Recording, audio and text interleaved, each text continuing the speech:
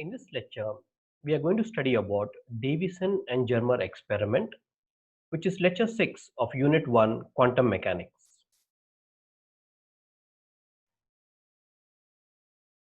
Now, what is the use of Davisson and Germer experiment? We have seen that the de Broglie hypothesis states that all matter particles have got dualistic behavior, that is, particle nature and wave nature.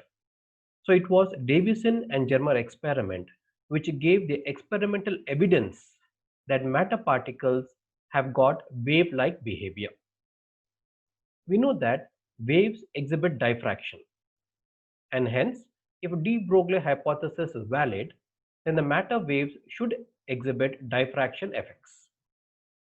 In 1927, Davisson and Germer observed the diffraction of an electron beam incident on a nickel crystal. The experiment provided a convincing proof of the wave nature of matter particles. So in the experiment, the electrons are the matter particles and they exhibit diffraction properties. Hence, it can be concluded from the experiment that electrons, which are matter particles, also behave like waves. Now, what is the experimental setup?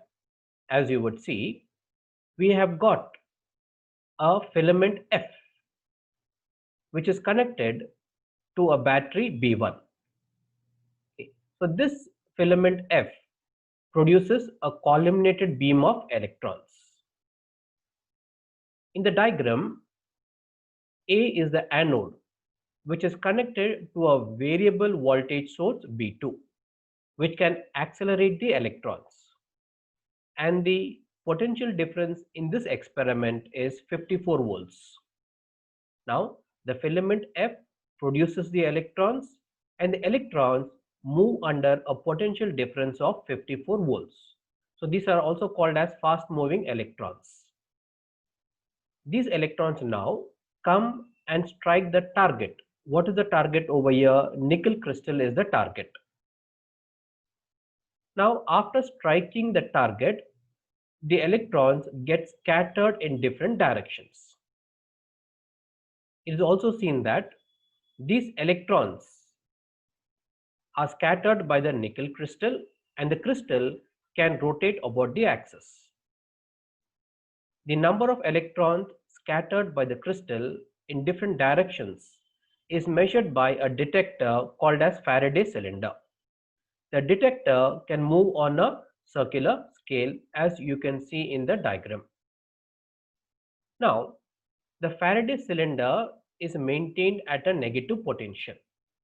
The reason is because of its negative potential, it will capture only the fast moving electrons that are produced by the filament, whereas it will repulse the electrons that come out of the nickel crystal.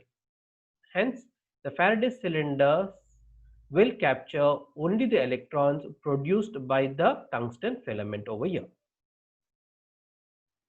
Now, in the experiment, the intensity of the scattered electron beam is determined as a function of scattering angle theta. For different scattering angles, we can measure the intensity. And what is the potential in the experiment? The potential in the experiment is 54 volts.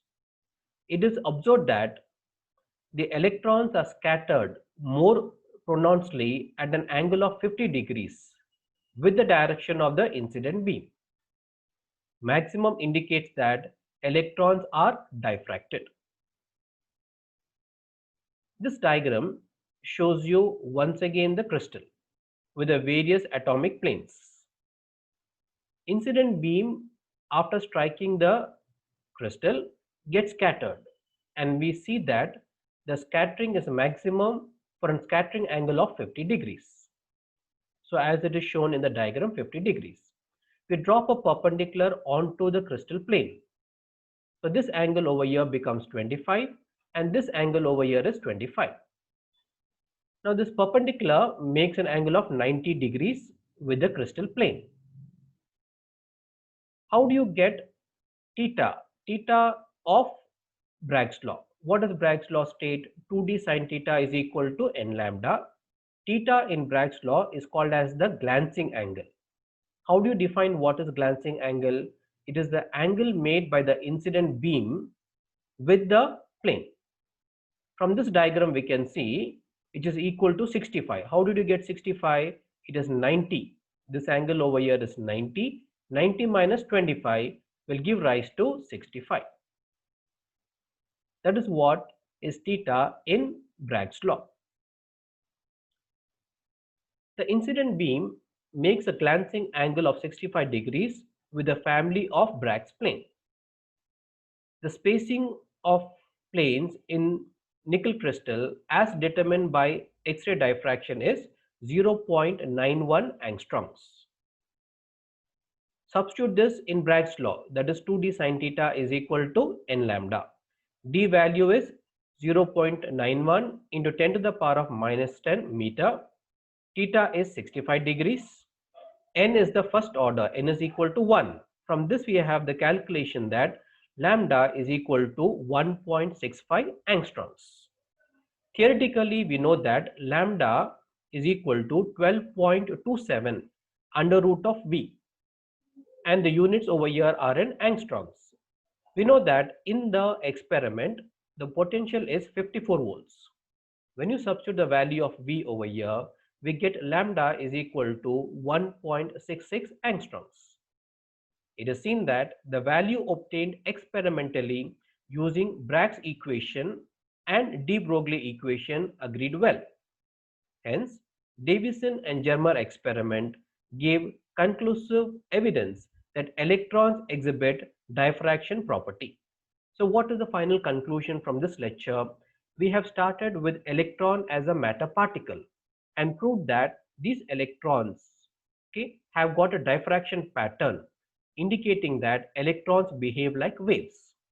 We have calculated the value of lambda both experimentally and theoretically, and both are in agreement with each other. Hence, Davisson and Germer experiment showed that matter particles also have wave-like property.